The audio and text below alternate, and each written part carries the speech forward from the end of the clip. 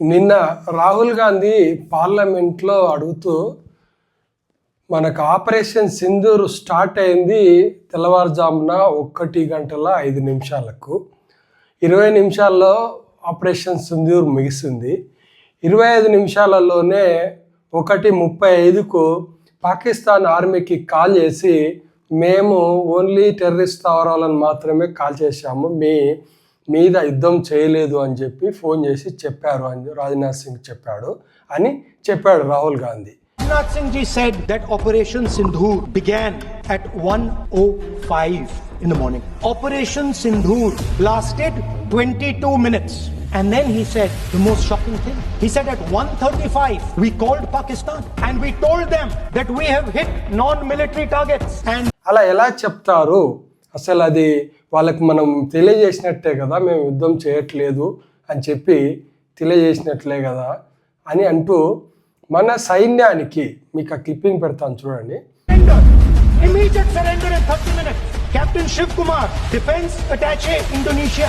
I do agree that we did lose some aircraft and that happened only because of the constraint given by the political leadership to not attack the military establishment or their air defenses.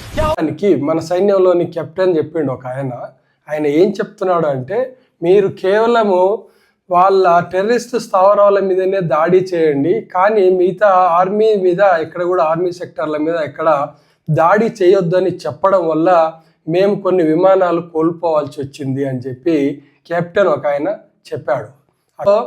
అప్పుడు ఆయన రాహుల్ గాంధీ ఏం చెప్పాడు అంటే, ఆర్మీని సైన్యాన్ని యుద్ధం చేయమని చెప్పి వెనక్కి చేతులు కట్టేస్తే వాళ్ళు ఎట్లా యుద్ధం చేస్తారు అంటే, మీరు కొన్ని లిమిటేషన్స్ పెడితే పూర్తి స్వేచ్ఛనీయకుండా సైన్యానికి మీరు ఈ పనులే చేయండి అని మీరు వాళ్ళకి సైన్యానికి చెప్పడం వల్ల వాళ్ళ చేతులు కట్టేసినట్లు అయింది కదా. చేతులు కట్టేసి యుద్ధం చేయమంటే ఏ సైన్యమైనా ఎలా చేస్తుంది?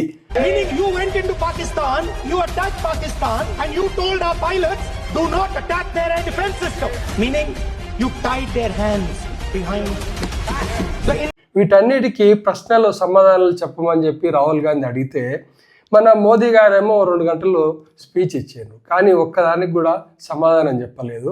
ఈ ప్రశ్నలన్నిటికీ సమాధానం చెప్పలేక మోడీ నీళ్ళు తాగితే మోడీ గారి స్పీచ్ వినలేక వాళ్ళ సభ్యులే చాలామంది నిద్రపోయారు.